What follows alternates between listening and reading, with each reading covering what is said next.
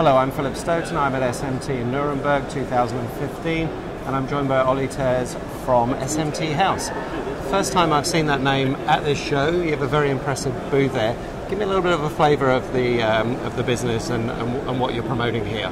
Yeah, basically we are facing the SMT market in a complete new way. We go to market in the financial model. Our view of the market is that we see that pick-and-place machines or screen printers or ovens, basically all the same in a way. Yeah, they can all perform and they're all in very good quality. So the business we see is that we go with a financial model, basically a little bit like the automotive industry, where you lease a car for a certain period, 36 months with full service and warranty. So the idea behind this is that we do exactly the same, just with SMT equipment. Okay.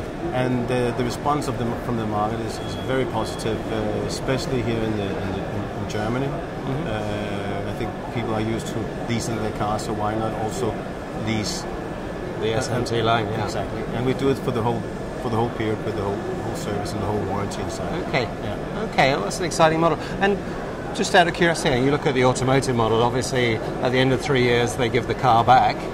What's your kind of end of lease period model? Is it ownership? Very interesting question, because actually we offer the customer 4 alternatives. He can either re-rent it for another period if he is happy with the equipment. He could also swap it to something else. I mean, maybe he needs a faster machine or a more flexible machine.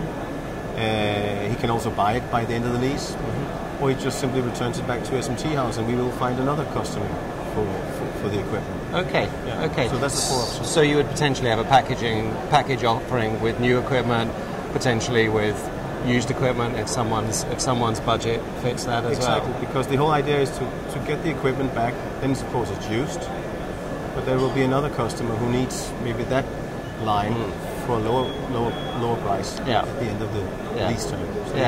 So I certainly see a trend in the market globally for people looking for a whole line solution, so I see it plays very well into that. If you look at the finance model, does that appeal more in particular regions like Germany, or is it more for the Eastern European market, perhaps where budgets are slightly different? I think we have also very good successes in the United Kingdom, in the UK, and I think it's actually more, I would say, mid-range to higher-end customers who are more, let's say, thinking professionally in their economies and in their cash flows, and to them this is a really nice tool to be able to rent it for this certain period, because if you take EMS companies, they maybe win a contract for 18 months or 36 months, and what after that period? Then they want to maybe have going from mobile phones to industrial electronics or whatever. Different equipment mix. Exactly. So you're giving them the same flexibility in their equipment they would have with some of their contract workers, for example. So they might have part fixed asset, part flexibility in there. So I can see how that would appeal to me as a contract manufacturer. What I'd be concerned about is how do you support that? What's the support network like? How reliable is that network once the equipment's installed? We do it 2 ways, depending on where we are. In certain markets, we have our own people, but with the partners which we have, like Assembly or Deck or whatever, they will use their service engineers, because of course it's obvious they are much more trained than we are. So we work together with our partners in the different markets. So that's how we take care of the whole. So customers all feel more secure for the whole installation.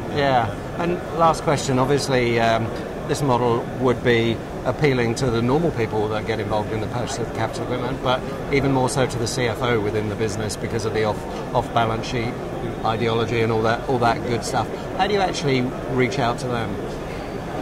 That's interesting, because in the past we used to sell more to the technical people, but with this model we go much more to the CFOs. They are very interested in our model, because we go off balance sheets, and we appeal much more to their whole how they think, basically.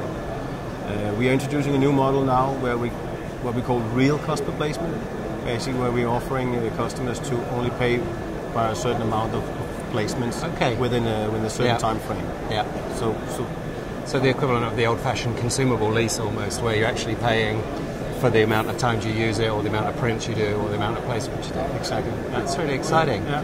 Well, Ollie, thanks for stopping by to chat. Thanks for the introduction. It will be really interesting to talk to you in 12 months' time, just to see what progress you made. But thank you very much for your time. Thanks for your time.